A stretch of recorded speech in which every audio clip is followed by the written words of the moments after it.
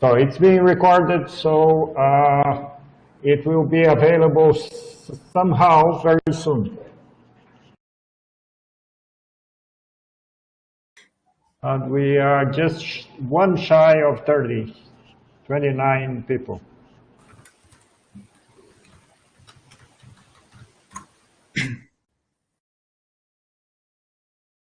We can start. We have 30. Marquinhos, how are you?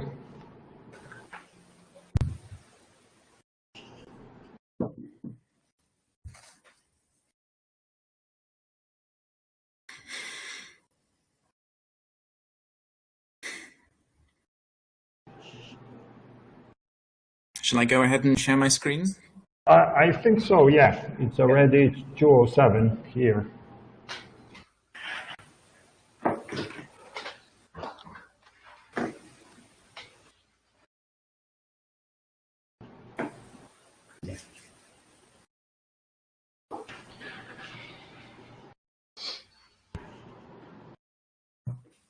Okay. Can you see this? Yes. And you can hear me okay? Yeah. Yeah, perfect. So George, you are the moderator. Oops, let me do this. Would you like me to begin? Yeah, George, you can introduce the speaker if you want.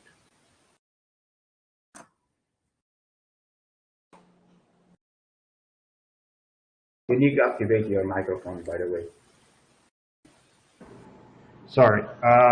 Very quickly, I met Andrew. He probably doesn't remember that in Dresden, 2012 could be? 2012, 2011, I'm not sure. You were presenting a poster with that very nice work about the condo cloud that I cited twice already, I believe, in papers I wrote about the condo cloud. That was a very, very nice work. And you were at Oxford at that time, right? And then you did postdocs in Cologne, Utrecht, right? That's right, yep. And then Oxford, and you stayed there as a lecturer. And now you are at University College in Dublin. And you did quite a bit of work with Logan, right? And That's right. Galpin, if I'm not mistaken. Yeah. So welcome. It's a pleasure to have you here.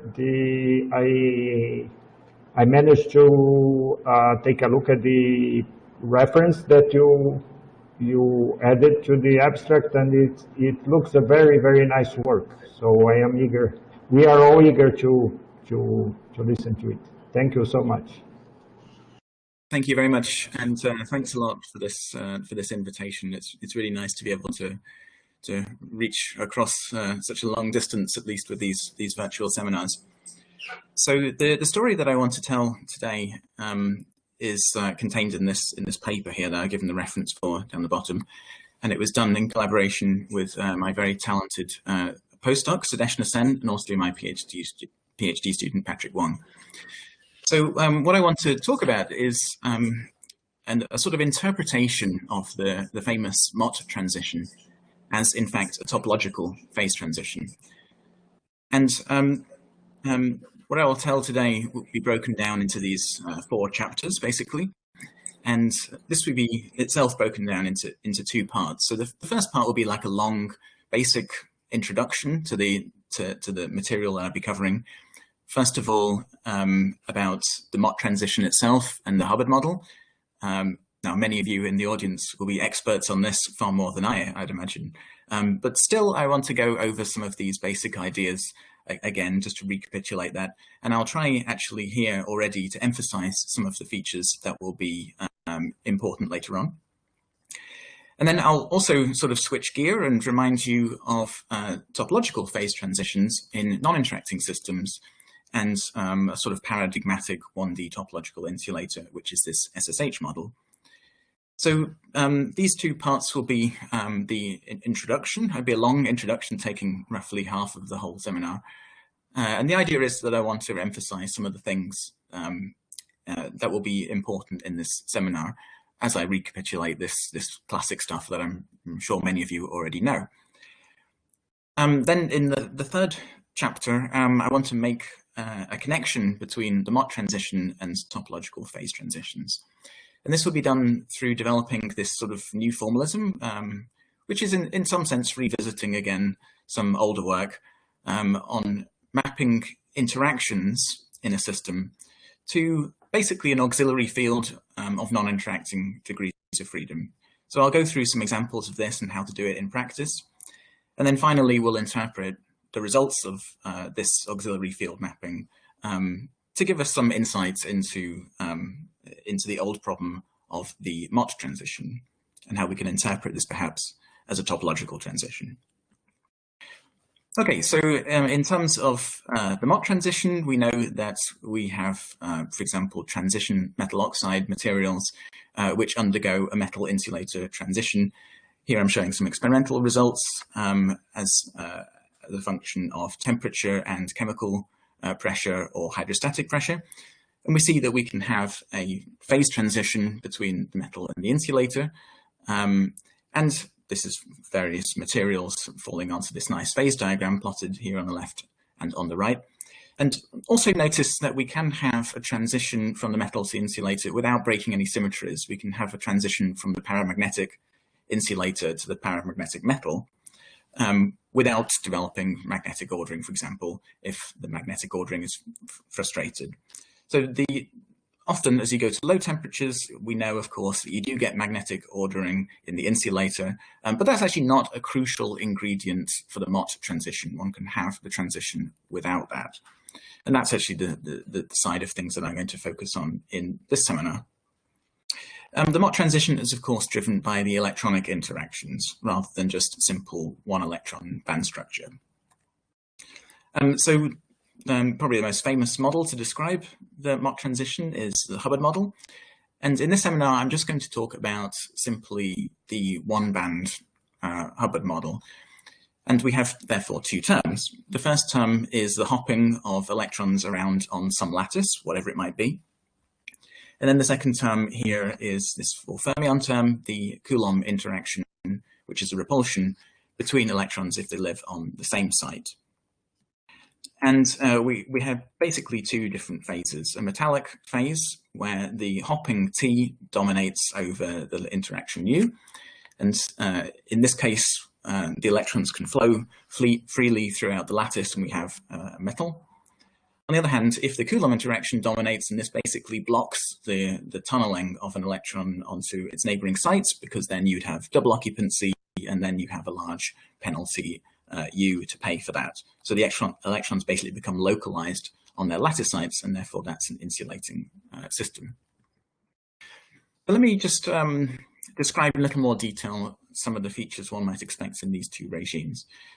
So first of all, let's look at the metallic phase, and let's imagine first of all that we switch off entirely the interaction, and we just have the usual tight binding model for some lattice. We can write down a local Green's function for a single site on the lattice. We imagine, for example, a single site with chemical potential mu, and then this delta here is basically the hybridization to the rest of the non-interacting lattice. We can look at the spectral function, which is just -1 upon pi of the imaginary part of that Green's function, and plot this thing as a function of real frequency. And we'd expect a metal. We have a single band in this case with the Fermi level somewhere inside the band, therefore giving us a metal. If the U is much smaller than the T, then we can treat that as a small perturbation, and then we'd expect to still have a metal. The density of states gets sort of perturbed slightly, and we can treat this within perturbation theory. Okay, so the opposite limit is this sort of local limit, or the atomic limit, where the sort of zeroth order approximation is to throw away entirely the hopping on the lattice, and you just have the Coulomb interaction for each site. So then we, of course, just have some poles. We're not allowing the electrons to hop. The local Green's function in this case is again that of a single site, but this time it's not hybridizing with the rest of the lattice. Instead, you have this term sigma, which is the self-energy encoding the effect of the interactions. But because this is basically just a single site isolated from the rest, we can, even with pen and paper, just write down what this self-energy is in this case, and it gives us these two poles, as I've depicted here in the spectral function on the left-hand side. So this is the Hubbard atom, if you like, the atomic limit. If we then switch on the tunneling, at least very small tunneling, then we'd expect to broaden these poles, sort of lifetime broadening, if you like, of those poles into these peaks. But of course, you still have something that has a gap around the Fermi energy, so this is an insulator. So I'll actually come back later on to this Hubbard atom and hopefully show you something which you might not have seen before, even though this is a very, very simple system. Of course, the interesting stuff happens in the non-perturbative regime when U is of order T, and this is where, of course, the metal-insulator transition happens. So to treat this, of course, you need something a bit more sophisticated, and one such method is dynamical mean field theory. Here we imagine that the self-energy on our lattice sites becomes local, and then we can define a consistent solution to this dynamical mean field theory, and I'll say a bit more about that in a moment. What we're going to look at in this seminar is just going to be the one-band Hubbard model on the infinite dimensional beta lattice, which is this lattice I've depicted on the left-hand side here. You can increase the dimensionality of this lattice, and it doesn't have any loops. That's the nice feature of it. It makes some of the things a bit more simple. So the idea of dynamical mean field theory, just to remind you of this, for those who have seen it before, is you imagine a lattice of our interacting fermions hopping around, but you take out a single site of this lattice and you imagine its dynamics. So let's say initially this single site has no electrons, and then maybe one electron hops on from a neighboring site, and then maybe another one hops on, thus incurring a Coulomb interaction and so on. And so you can gather sort of the time-dependent record, if you like, of the dynamics for this single site. And the idea of dynamical mean field theory is that you can replicate the same local dynamics of this correlated many-body problem on the lattice by a single quantum impurity embedded in a non-interacting bath, which is structured in such a way that it reproduces the same dynamics. And it turns out this is possible. However, it still means that you have to solve the underlying quantum impurity problem, which is a single correlated site connected to a non-interacting bath. And for this, we're going to use Wilson's numerical renormalization group. This is probably the gold standard method of choice for these kind of quantum impurity problems in equilibrium. I won't say much about it here other than to say that you logarithmically discretize the bath, map this to a one-dimensional chain, as I've indicated here, and then go through this renormalization group process of iterative diagonalization. This basically gives you lots of basically numerically exact self-energy for our impurity problem. So putting this together, we can use the Green's function from the lattice problem, which I've written down here. This is the Dyson equation. For the beta lattice, it takes this nice form because the hybridization to the rest of the lattice is basically, again, the original lattice Green's function. This is a feature of the sort of no loop condition on the beta lattice. On the other hand, we have an impurity problem, and we have a very similar looking Green's function, where we have a self-energy for the impurity problem and then a hybridization to the non-interacting bath. And so the basic idea of the self-consistency within the DMFT is to simply say, okay, let's suppose that the lattice Green's function is the same as our impurity Green's function, and let's suppose that the lattice self-energy is the same as our impurity self-energy. And then that implies, of course, that the Green's function of the lattice is basically the non-interacting hybridization of these two things basically become equal. So what the NRG does is provide you with an accurate self-energy for our impurity problem for a given non-interacting hybridization. So with this information, you can then sort of self-consistently solve this and obtain some information about the lattice problem. And the nice thing about NRG is it provides you down to 0 temperature with high resolution, this real frequency information about the self-energy. Okay, so this is the machinery that we're going to use to look at the Hubbard model and the Mott transition. So often people show some cartoons here of what happens across the Mott transition. I thought it'd be nice just to instead show some actual results of these calculations. So what I'm plotting here is the spectral function as function of real frequency of the one-band Hubbard model, the infinite dimensional beta lattice. This is the non-interacting case. And then as we switch on the interactions, we see this sort of slowly deforms. You see this famous three-peak structure of the Mott transition. This quasi-particle peak in the middle is pinned to 1 at the Fermi energy, but gets very, very narrow, as you can see here. And then as we just about cross the transition, it vanishes. Notice that this occurs without closing of the bulk gap, and there's no symmetry breaking in this problem. This is all from paramagnetic metal to paramagnetic insulator. And then as we further increase the interaction, these Hubbard bands move apart, and we have a bona fide insulator in this case. So this is sort of capturing both of the two limits that I mentioned earlier, but also, of course, interpolating in between, where you see something much more non-trivial happening across the transition.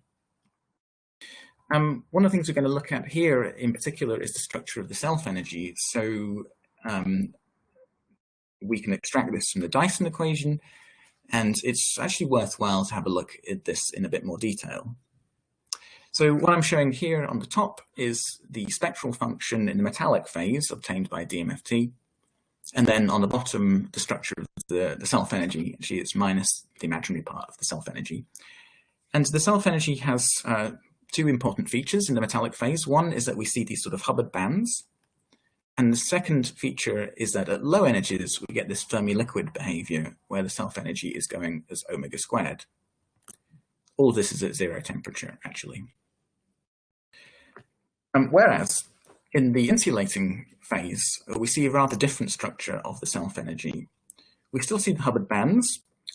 Now we have a hard gap at low energies and a single Mott pole in the self-energy which is pinned to 0 energy, at half filling at least.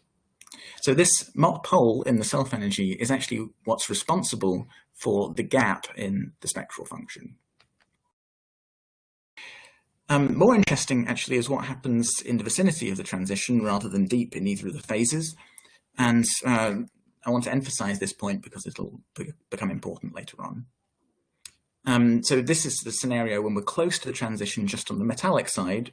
We see this sort of preformed gap with this sharp quasi-particle resonance in the spectral function in the middle.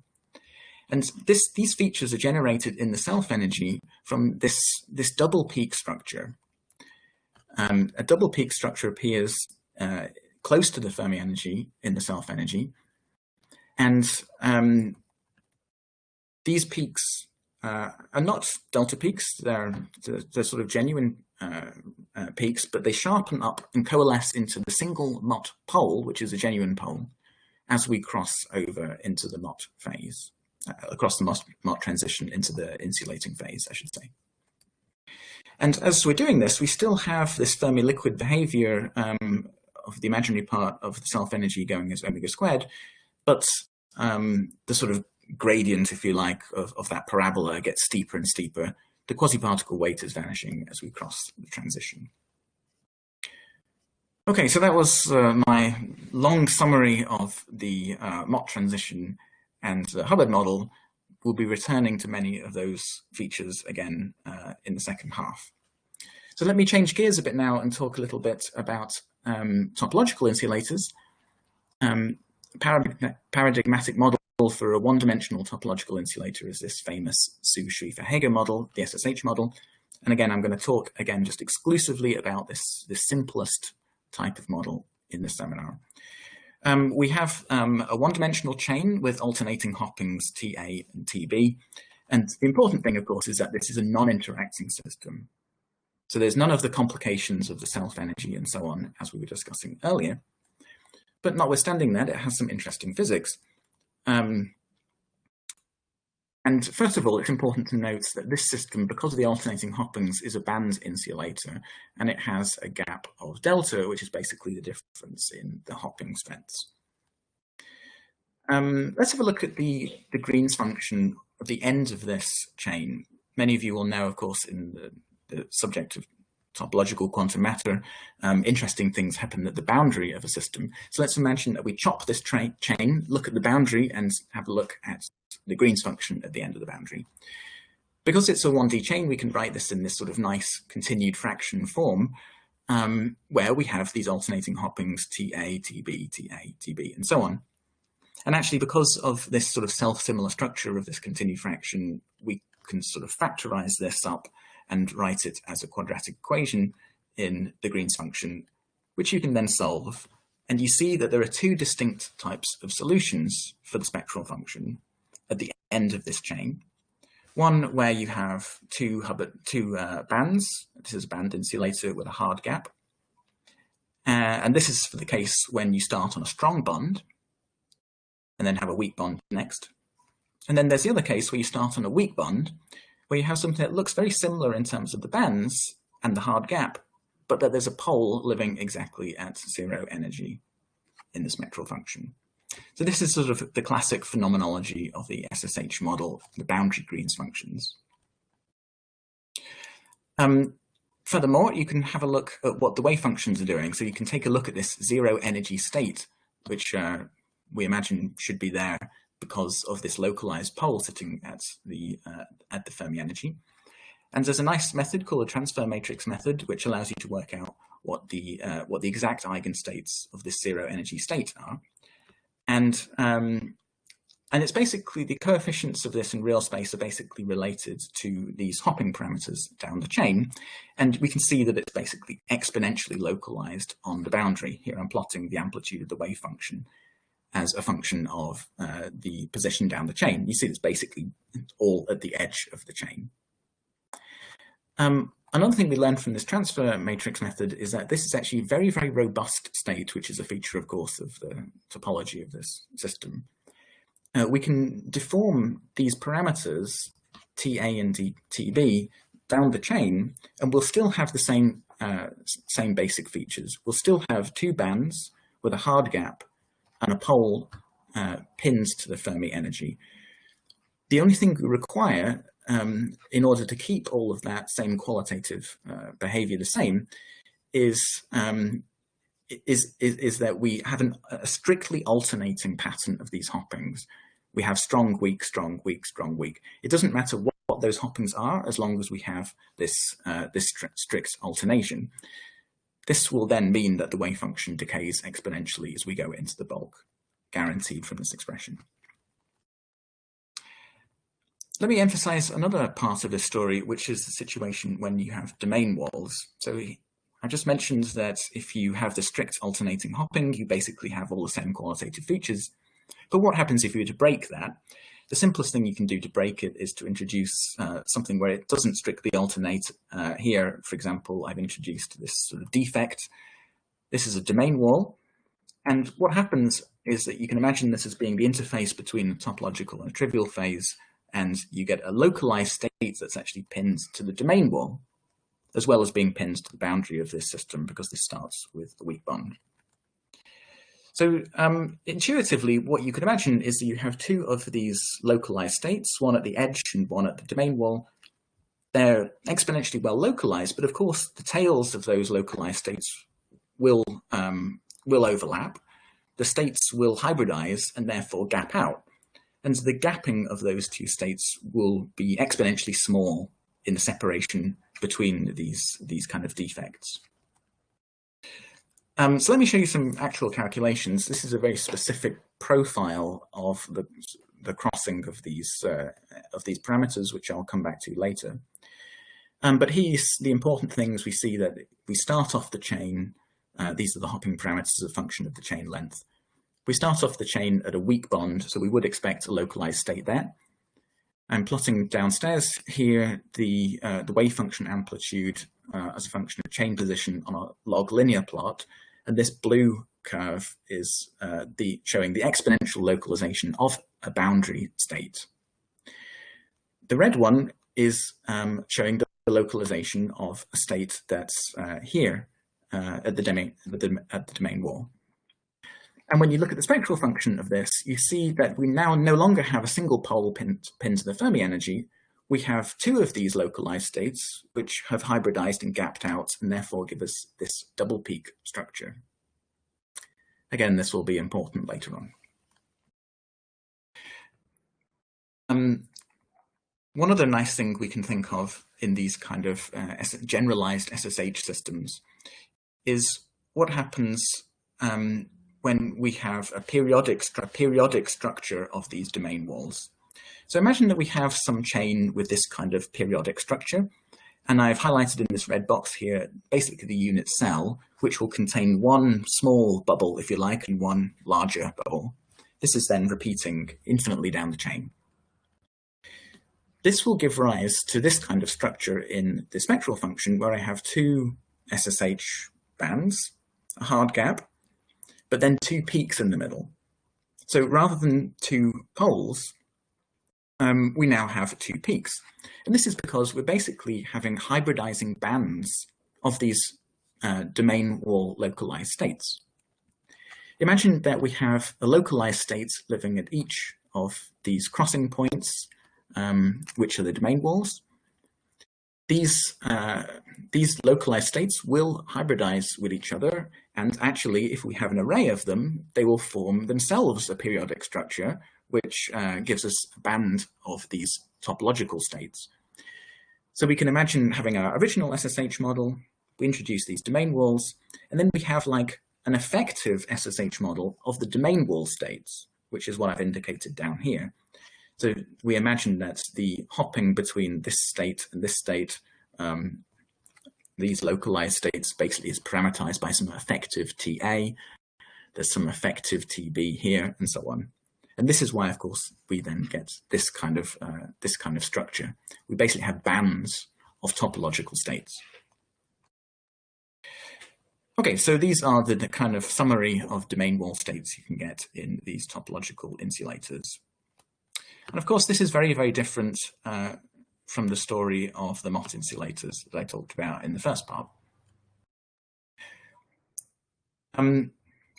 The start of this project for me was just noticing simply that the boundary Green's function of the topological SSH model by eye looks very similar actually to the self-energy of the Mott insulator.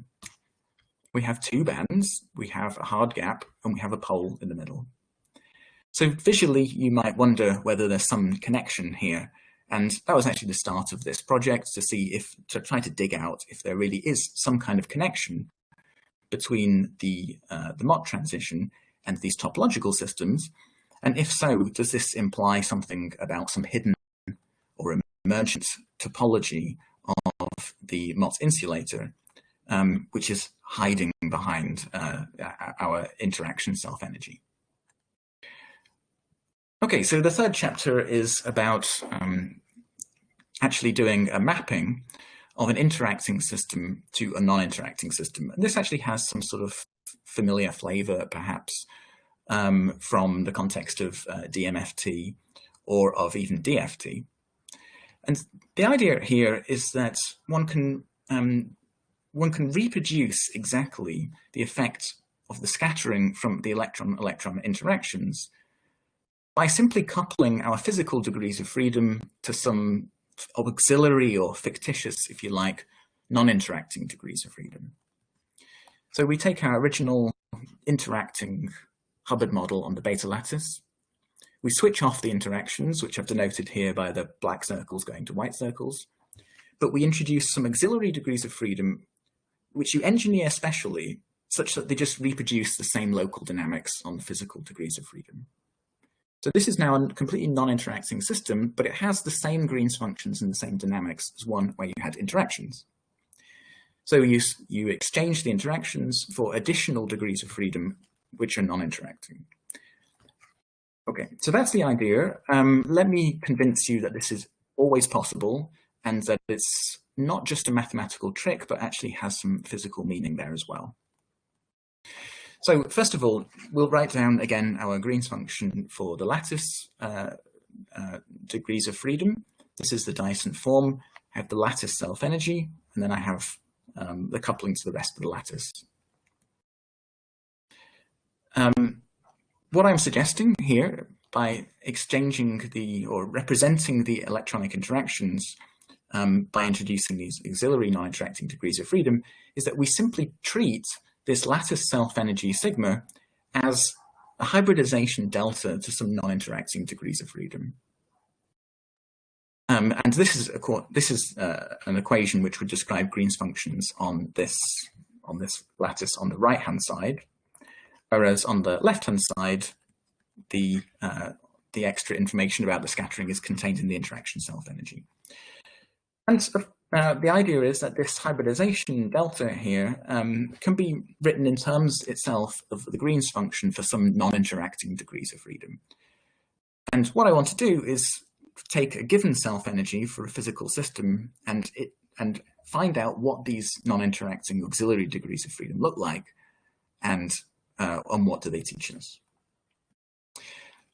Before we get into the features of the actual Mott transition, to explain this idea in a little more detail and try to convince you a little bit, let's consider a couple of very simple examples. The first one is one that I introduced earlier on. It's that of the local limit of the Hubbard model, namely the Hubbard atom. Let's consider just a single interacting degree of freedom. Here, I'm specifically considering the case at half filling. So this is a very simple Hamiltonian. The spectral function has two poles. So this is the cartoon. We have this C level, and it has an interaction U. The Green's function takes this form with this self-energy that I mentioned before. Incidentally, notice that the self-energy has a pole sitting at the Fermi energy. Later on, we'll see that that's basically the Mott pole. We can represent this self-energy in terms of a hybridization, and the Green's function looks like this sort of continued fraction form. We have 1 over omega minus something over omega, and so on. And this Green's function here for this interacting Hubbard atom is actually identical to the Green's function for the C site of a non-interacting tight-binding dimer, the Hamiltonian I've written down here, where the hopping between the C and this fictitious F site is U over 2. Maybe you know from equations of motion, and you can see that the Green's function for this C site for this system will give us precisely this Green's function. So here I've thrown away the interaction, I've introduced an extra degree of freedom, and I've reproduced exactly the same Green's function. Okay, another example, the Anderson dimer, where you have an interacting site coupled by some tunneling to a non-interacting site. I have a C site and a D site coupled by T. Only the C site has this interaction U. Let's just go through the same process. I can write down the Green's functions. Again, the self-energy has this sort of continued fraction form. And I suppose, incidentally, this gives me this more complicated four-peak structure now. I now regard the self-energy as a hybridization to some non-interacting degrees of freedom. And the Green's function has, again, this continued fraction form. So if you stare at this long enough, you'll realize that this Green's function of the C site can again be reproduced by a purely non-interacting system, where you switch off the interactions on the physical system and supplement it by some additional degrees of freedom. Here I've called them F1 and F2. And with suitably chosen parameters, which in this case are very simple, you can reproduce the exact dynamics of our C site. Okay, The problem here is that this becomes more and more complicated the more complicated the physical system is.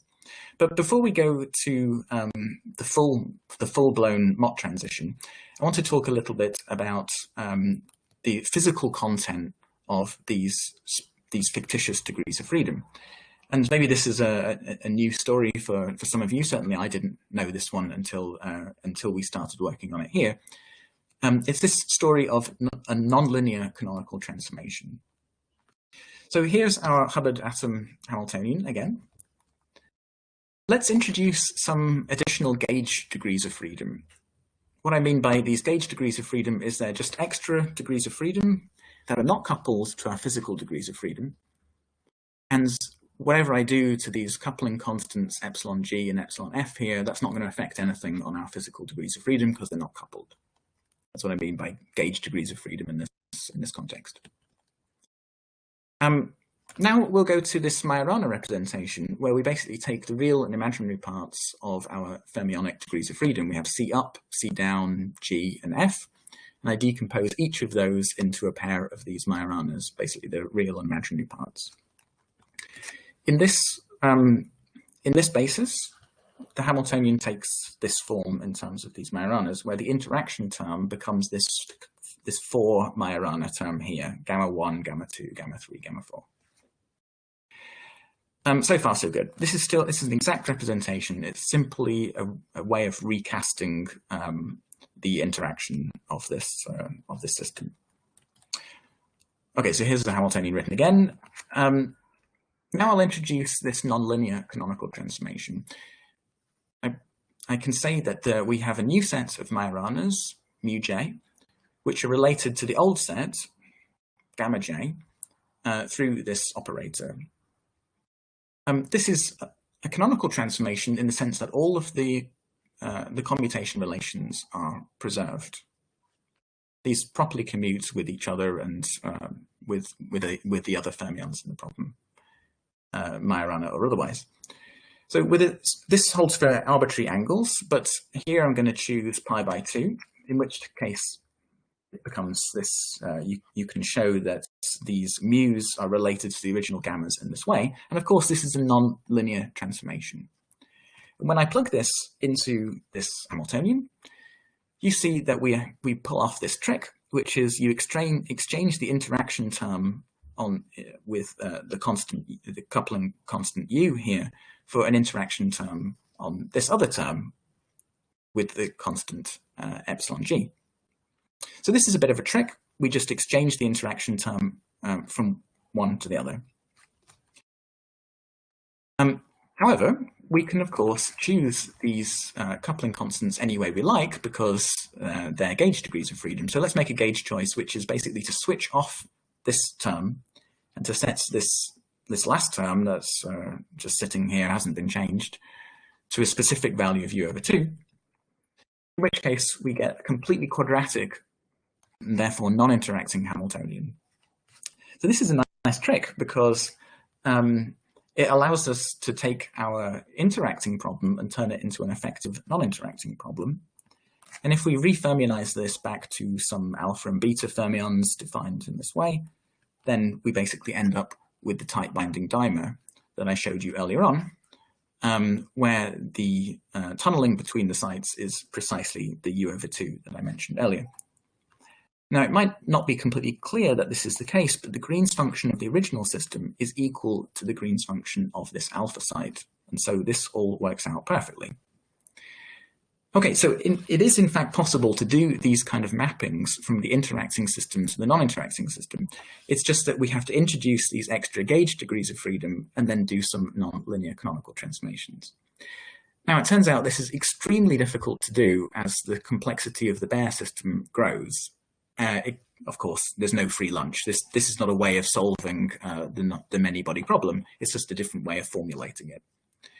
But it is interesting to see that indeed there are exact representations of the interacting problem in terms of this non-interacting problem, and we know what they are.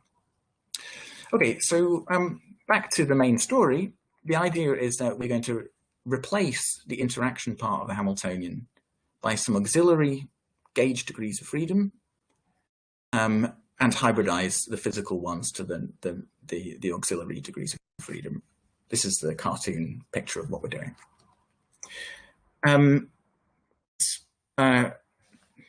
It's very difficult to come up with these nonlinear canonical transformations for systems of some complexity, so we're going to give up on that. It's just like a proof of principle that this is something that one can do in principle. This is not actually going to be our strategy of calculation. What we'll really do is we'll just solve the Hubbard model using DMFT, and then we'll map the self-energy of this system to these auxiliary 1D chains, and then we'll just analyze the property of these chains. And that's what I want to do in the last part of the seminar. But the way this works in practice is we say that we have a self-energy, which we assume we've calculated already by some sophisticated numerical methods. We interpret this as a hybridization to non-interacting degrees of freedom. And then we want to find out what the Green's function is and think furthermore about what this means in terms of a hopping Hamiltonian of the gauge degrees of freedom. And we can do that by writing this Green's function here in continued fraction form, which then relates to the hoppings down a 1D chain. And the way this is done in practice is basically just to write down the continued fraction expansion of the self-energy, and then just utilize some analytic properties of these hybridizations. This is a deterministic, efficient, simple way of taking a continuous complex function of omega and turning it into a continued fraction. It's very, very simple to do. Okay, so results. Let's have a look at deep in the metallic phase. We have a self-energy that has 2 Hubbard bands and this Fermi-liquid omega squared behavior at low energies. When we map that to this non-interacting auxiliary type binding chain, we see something that has a strictly alternating pattern of these hoppings, and it starts on a strong bond. In the insulator, we have a hard gap with a pole in the middle. This is the Mott pole. This is the actual self-energy of the Hubbard model in the insulating phase. And when we map this to our non-interacting type binding chain, we see again a strictly alternating pattern, but this time the chain starts on a weak bond. And from what we learned about the SSH model, we know what the big difference is between these two. In the case where we start on a strong bond, this is basically the topologically trivial phase of the SSH model. And you see that, of course, the parameters look a bit different from the usual SSH model, but that doesn't matter. That's the whole point of topology. We can deform these continuously, and we still have a trivial phase, provided that we have a strictly alternating pattern of hoppings and we start from a strong bond. Whereas when we start from a weak bond, we have this Mott pole. So this exponentially localized state is living on the boundary between our physical degrees of freedom and our auxiliary degrees of freedom. And another thing to note actually about this metallic thing is that there's actually a 1/n envelope here to these things, which is giving, rather than a hard gap, it's giving this soft gap omega squared behavior. That's actually a somewhat trivial distinction. This is still a trivial phase. Okay, so in the topological phase, you basically have at long distances away from the interface between the auxiliary and the physical degrees of freedom. You have a strictly alternating pattern of these hoppings, which is giving rise to the hard gap, and it starts on a weak bond, therefore we have a Mott pole. We have an exponentially localized boundary state. As I mentioned, we have the opposite case, the trivial SSH phase, plus this 1/n envelope in the metallics case. Of course, what's more interesting is what's happening near the Mott transition. If we look in the metallic phase near the transition, we see there's a few features to worry about. There's Hubbard bands, there's this double peak structure that I mentioned, as well as the pseudo gap at low energies. Okay, so this actually can be interpreted now as something to do with the domain wall structure of the SSH model that I indicated earlier. Recall in the SSH model with a domain wall that we can have two peaks where the separation of the peaks is basically controlled by the real space distance between the domain walls. So if the separation of the peaks here is 10 to the minus 2, for example, we have this pattern. But if the peaks coalesce and get closer together, then the separation between the boundary and the domain wall grows. And this is exactly what's happening as we approach the Mott transition from the metallic side. We have two peaks that then coalesce and become one.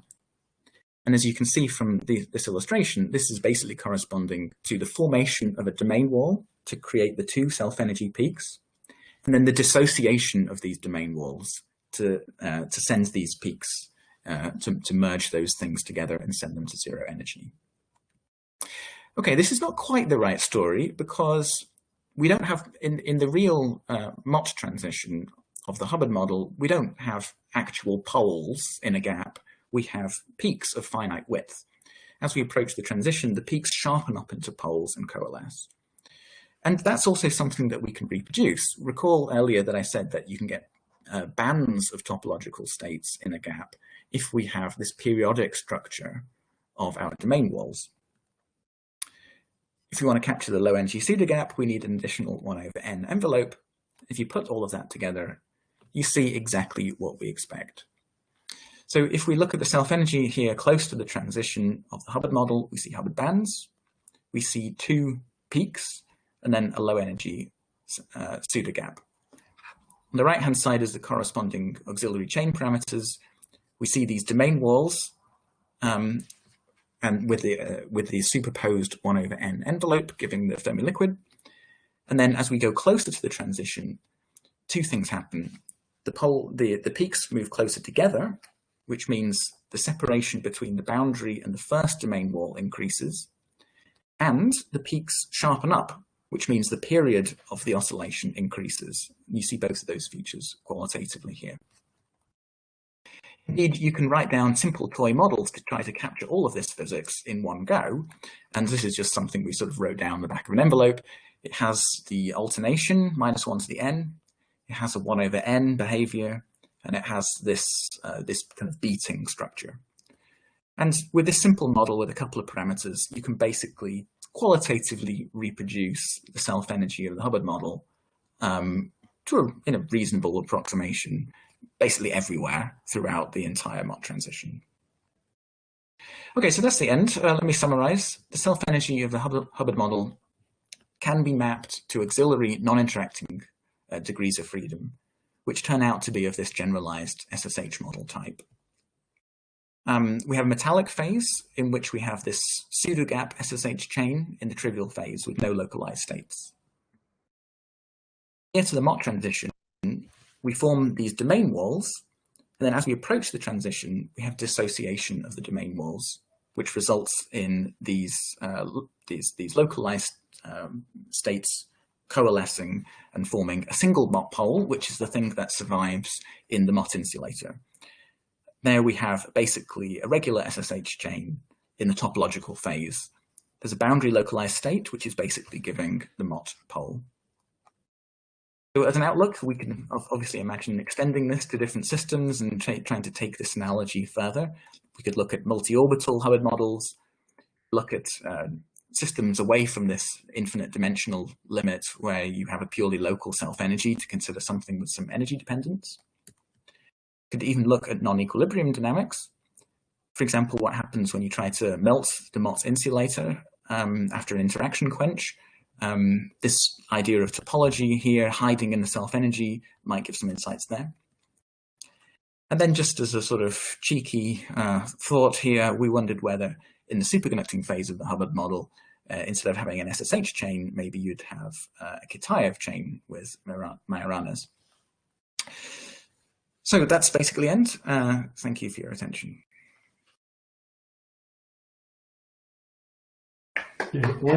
Thank you. Thank you very much. Thank you. Very nice talk. This seminar is open to questions, please.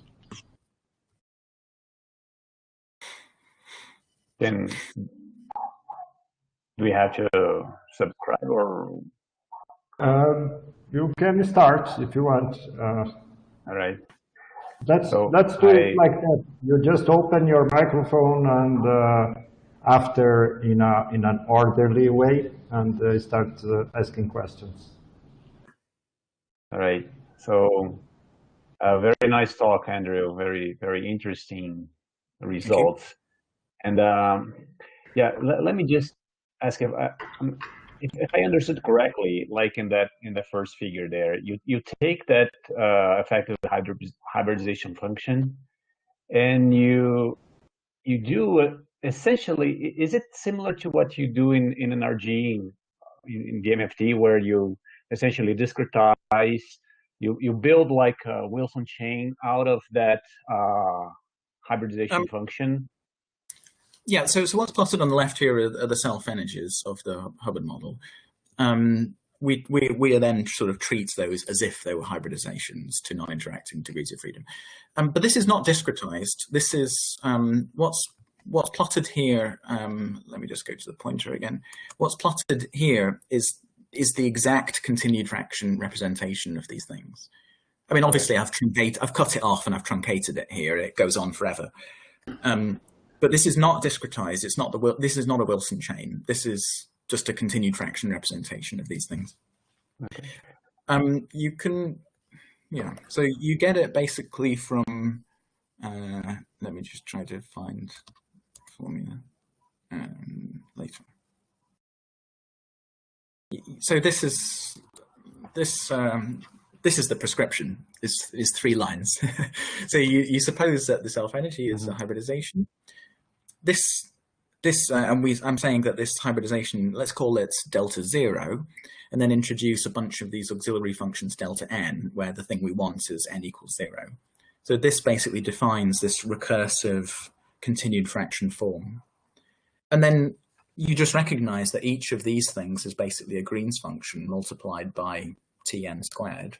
And you know that the Green's function's minus 1 upon pi of the imaginary part of the Green's function's normalized to 1, so you just integrate each one of them and extract these things. So this is an exact representation. It doesn't depend on doing any discretization or anything. The reason I ask is because when you have a pseudogap or a hybridization function of pseudogap, and you do the discretization function of Wilson, you end up with Wilson chain with oscillating hopping parameters. Yep, and I wonder if both come from the same. It's the same thing. It's the same thing.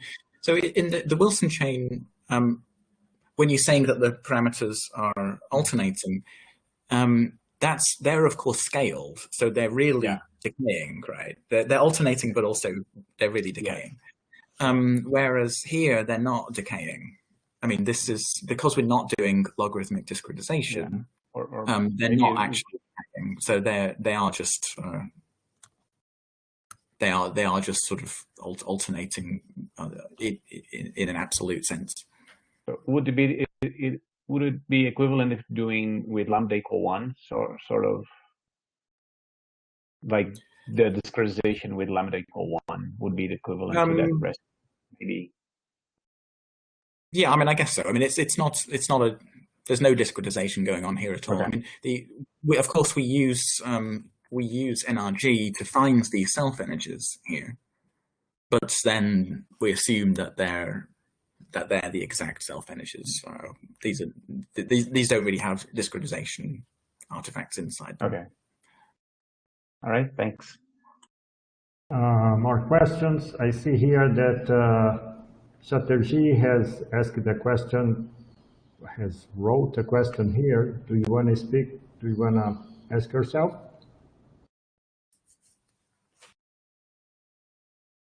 Well, I'm gonna read. He didn't join. Okay, I will ask his question. Why don't we see additional bound state in the spectral function when we introduce defects? Not sure what he means by defects. Well, so the feature of the topology of the system means that you can deform the chain quite considerably, and it doesn't change the sort of basic physics. the thing that introduces these additional poles, especially the midgap poles, are things like this, where you have like a crossing of the like this crossing envelope here. So let's say that the strong bonds are on the even sites and the weak bonds are on the odd sites, as depicted here in this first part of the chain. So this would be in a topological phase. On the right-hand side here, it's a non-topological phase because it's the other way around. So the weak bonds are now on the even sides, and the strong bonds are on the odd sides. So because we have that crossing over between the even and odd sites, then we know that this will be a domain wall between a topological phase and a trivial phase, and a localized state must live there.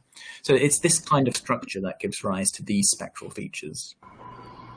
If you have deformations of this chain that don't involve that parity switching, then they don't produce these midgap poles. This is associated strictly to the formation of domain walls. Okay. Musu wants to ask a question. Yes, I would like to know if in this analogy with the SSH model, in the Mott case, your trivial topological phase is the metallic one, yes, or it's the metallic one, no? That's correct. In the insulating Mott phase, it doesn't mean that you have surface states or anything like that, as you have in the SSH non-trivial. Yeah, it's a. I mean, I would regard this as an interpretation or an analogy. I mean, we know what the physics of the Hubbard model is, and you're quite right in saying that there's no localized states. There's no localized topological states in the physical degrees of freedom. But what I'm referring to here are, I mean, what I'm plotting here are the parameters of these auxiliary fictitious degrees of freedom, which represent the self energy. So there is a localized state in the auxiliary chain in the topological phase. It's localized at the boundary between the auxiliary degrees of freedom and the physical degrees of freedom. And it's a state that's localized on that boundary that, of course, then gives you the pole in the self-energy, or in the, basically the self-energy of the Hubbard model. So there is a localized state in some sense, but the state is not in, this localized state is not living in the physical degrees of freedom. Thank you. Okay, let me... Can I ask a question? Can I ask a question, George? Please. Okay, he's not saying it. Yeah, he's muted. So go ahead. Okay.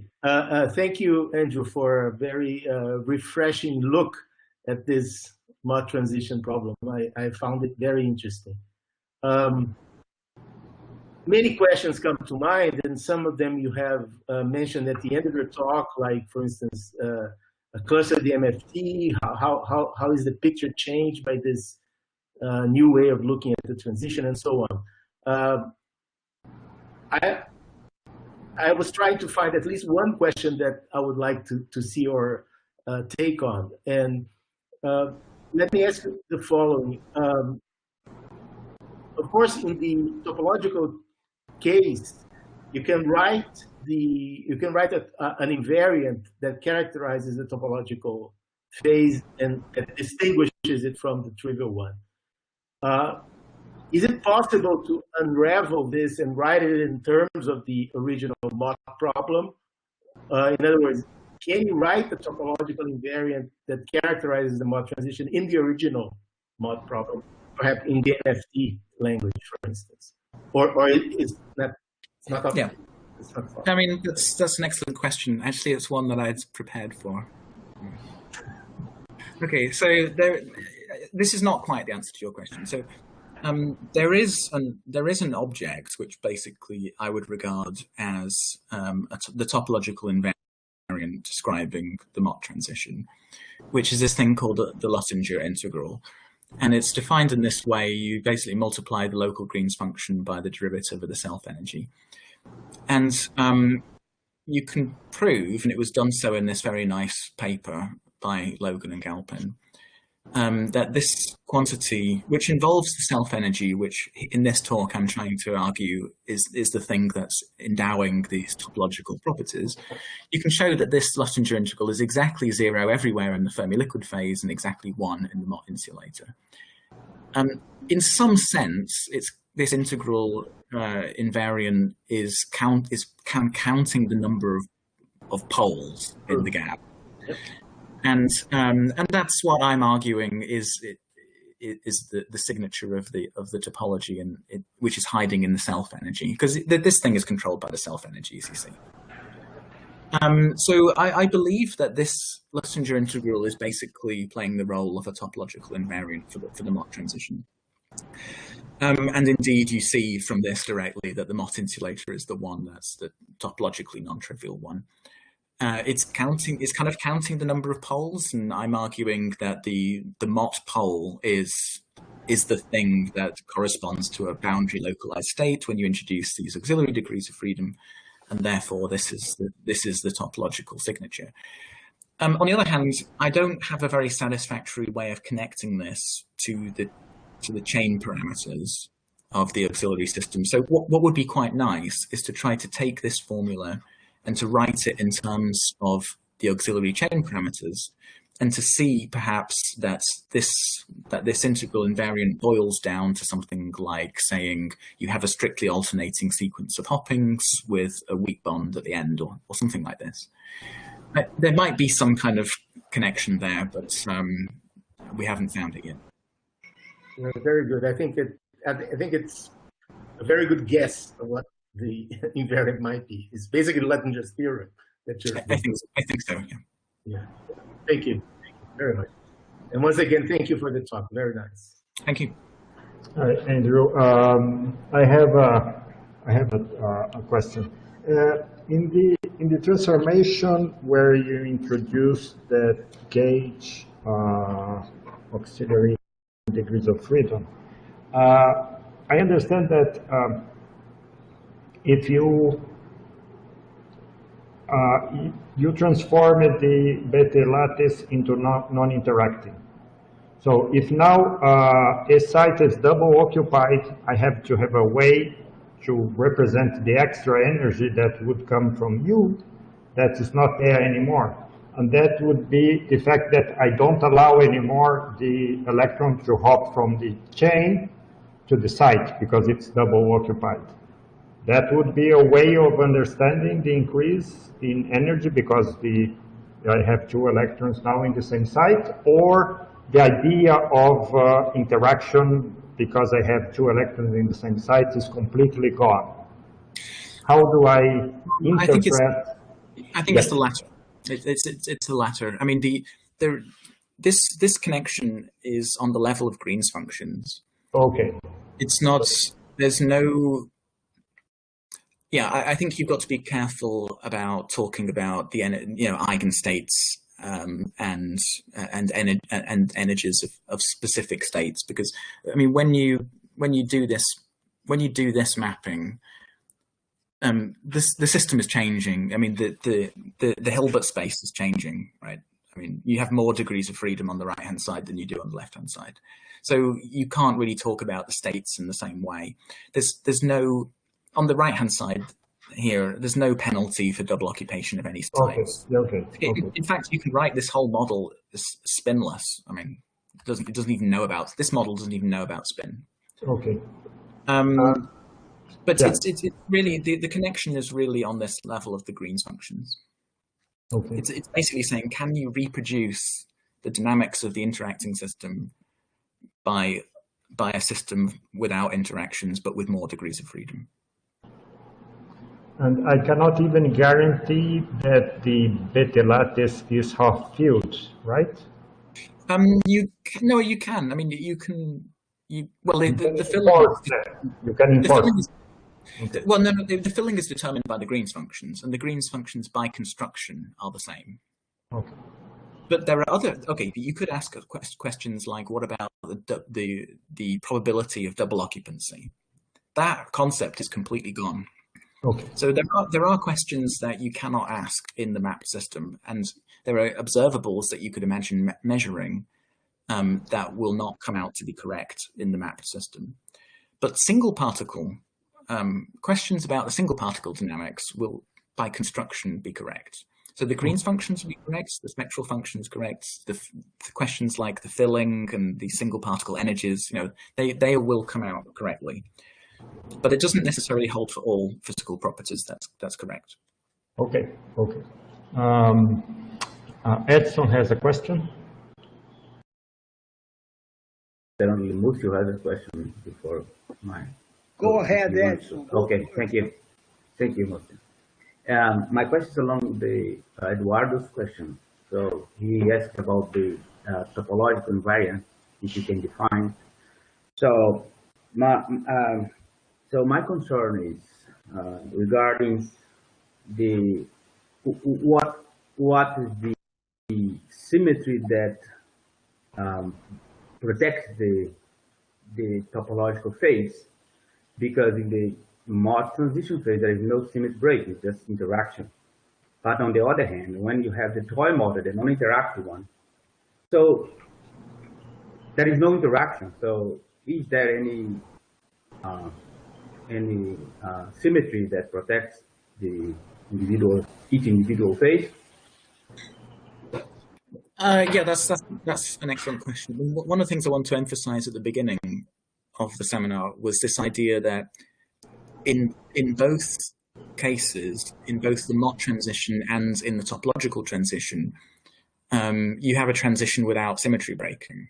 Right? So both of the transitions happen without symmetry breaking. There is an important difference, which is in the topological system. To have the transition, you need to close the bulk gap and reopen it, and that's actually something that doesn't happen in the Mott transition. You basically, the Hubbard bands, if you like, don't close and reopen. You have this preformed gap, and the usual story. So that's an important difference. But that difference we explain here as the creation and then the dissociation of these domain wall states. So that seems to me to be a way of having a topological transition without the bulk gap closing, which is somewhat unconventional. But to answer your question about symmetry, the topological transition in the SSH model is protected by a chiral symmetry, and which basically means the sublattice symmetry, the alternation of the strong and weak bonds. So we don't have that concept in the physical Hubbard model. However, things get a bit more complicated when you move away from half filling. So if you move away from half filling in the Hubbard model, we know that you still have the same phenomenology of the Mott metal-insulator transition. Details change a little bit, but you basically still have a transition even away from half filling. But in the SSH model, if you go away from half filling, you can destroy the topological state. You can basically move the pole away from zero energy and in principle into one of the bands, and then that destroys it. So the symmetry is important for the topological discussion. On the topological side, you're supposed to have this chiral symmetry. Thank you very much. Mucio has a question. Before Mucio asks his question, I want to ask whoever did not receive the email with the advertisement of the talk, who got the word from someone else, if you want to get the emails for the following talks that will happen the next weeks, please send me an email. Ask to whoever gave you the information about the talk to give my email. Send your email to me, and I will add you to the list for the next weeks. Okay, thank you. Mucio, go ahead. Thank you, George. So it's in fact two very short questions.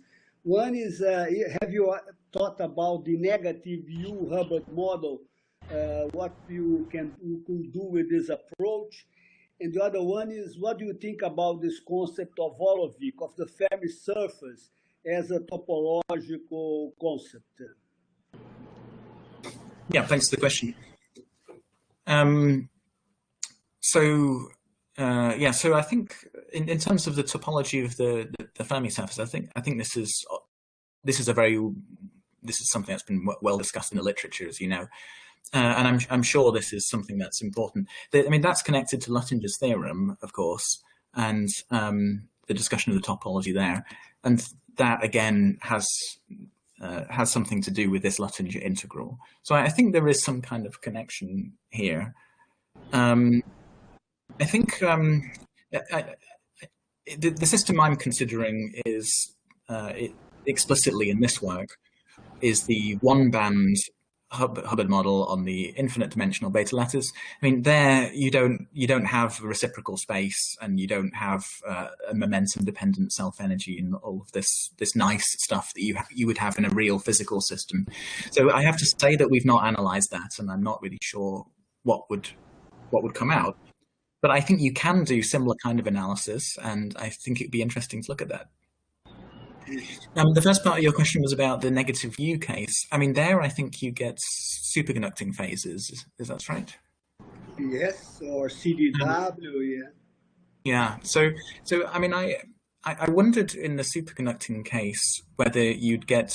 I mean, once you do the sort of Bogdanov to Gen kind of treatment, whether you'd get these Majorana particles appearing, and whether that then might have when you're looking at the self energy, whether this might basically have an analogy to the Kitaev chain, where you have boundary localized Majorana states. So this was this final throwaway remark at the end here. That might be relevant to the negative U case. Because there, as you know, of course, there you get other kinds of physics coming in, so you'd expect the auxiliary chain to have other kind of physics in it as well. Thank you very much. Adrian Seguin has a question. Go ahead, Adrian. Hi, Andrew. How are you? Very nice talk. Yeah, I'm the Argentinian intruder here. I guess I came with an invitation. All right. I'm just curious. What do you expect to see if you have, for instance, a non-Fermi liquid? What would be the signatures of it? No, with zero quasi-particle weight. Yeah. Yeah. I mean, that's an interesting question. I mean, I think we'd have to have a look at some more examples of what the mapping does in different cases. I mean, here we're just looking at the simplest possible case. I mean, of course, in some sense, the Mott insulator is a non-Fermi liquid, and the signature of that is that there's a Mott pole. I mean, I would say that by exactly the same kind of analogy, whenever you have a pole inside a hard gap, that can be viewed as being a boundary localized state in the auxiliary system, which would be then topologically non-trivial. So if you have a non-Fermi liquid system that still has a gap and a pole, I think you will still see the same kind of thing. On the other hand, of course, you can get much more interesting stuff going on in non-Fermi liquid systems. And I'm not sure how that will play out in the auxiliary system. No, I found your ideas very stimulating, so that's why I'm asking these questions, not because I'm don't know. curious. For instance, imagine this mapping that you did is also applicable in one dimension for case of a Luttinger liquid, and there you have spin charge separation, and I'm just wondering what would you see? It's just well, I mean, bear in mind that. One of the things that we exploited here was the local self-energy, which means that basically for every site you have your own auxiliary chain. If you go to the 1D system, of course, that's very far from the infinite dimensional limit. Yeah, of course. So there, of course, you have a proper matrix self-energy, if you like, or put it another way, a momentum-dependent self-energy on the lattice. And what you would then have is not just single chains dangling down from every side, but they would all be coupled together, this auxiliary system. That's actually the second comment here. If you had a momentum-dependent self-energy for a d-dimensional lattice, for example, one dimension, this auxiliary system would basically be a two-dimensional lattice with one edge of it would be coupled to the physical degrees of freedom. But what that looks like, I don't know. I mean, I have a sort of guess that you basically have a topological insulator in the bulk, sorry, in the auxiliary system. The boundary of that is the thing that interfaces with the physical degrees of freedom, and there you would have topological states living at the boundary. But what that looks like in detail, and if there's something interesting that's happening in a Luttinger liquid or some other non-Fermi liquid system, I don't know. And I'm just thinking out loud here, but I wonder, I don't know, maybe people have discussed this in the context of DMFT, I don't know. But you have this infinite, as you said, you have this this insulating bulk with its states connected to the physical system. So people now discuss ideas of entanglement in the context of holography and ADS. Yes. And I wonder if there's some connection there or not. In your picture, you can talk of entanglement somehow. How would you describe entanglement through your mapping? You see what I mean? Is there some hidden geometry? Yeah, I mean, I do it. I kind of regard the auxiliary system as. I mean, it's kind of like when you have the quantum to classical correspondence, and you say, "Oh, let's consider the dynamics as like an extra dimension." It's kind of a similar thing. You're considering the scattering from the Coulomb interaction basically being reproduced by an additional dimension, which is going into this auxiliary system. So there might be. I mean, again, it's all about the boundary physics of this auxiliary system. So I don't know if there's some kind of holographic interpretation of that. Right. I'd be careful though to talk about things like entanglement, because as I was trying to emphasize, the auxiliary system is they're different degrees of freedom. They're not the physical degrees of freedom in the problem. So the Hilbert space is kind of increased in size when you introduce these auxiliary degrees of freedom. So what does it mean to talk about entanglement in that system? It's sort of, the system itself has changed in some sense. I mean, you could, of course, talk about the entanglement between the auxiliary system and the physical degrees of freedom. I don't know what that means, but you could calculate it.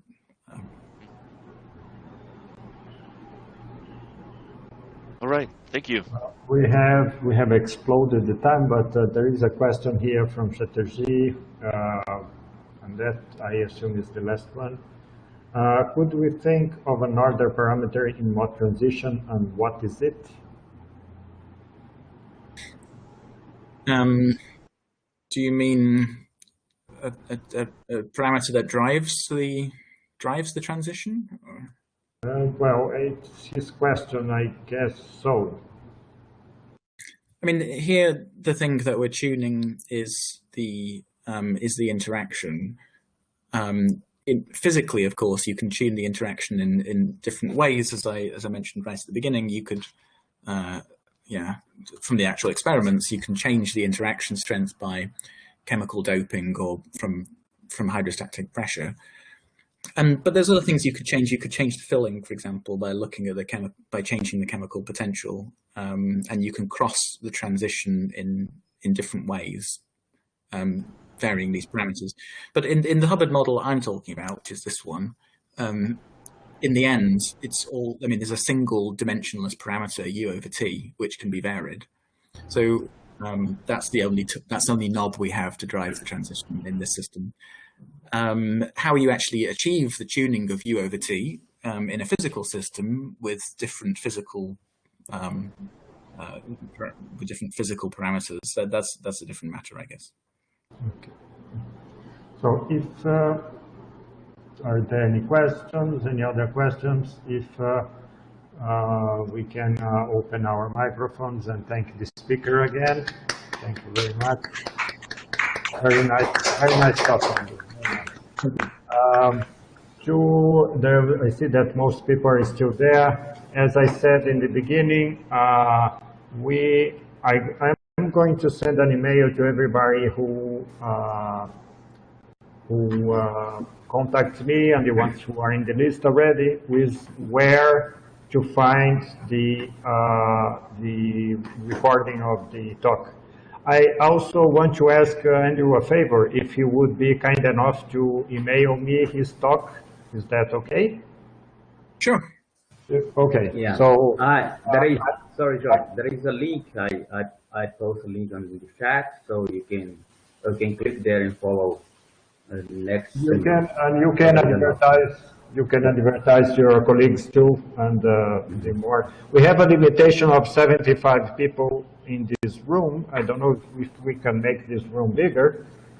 We are shooting for the stars here, so maybe we had 32 people today at maximum. So who knows? 34. So we will make the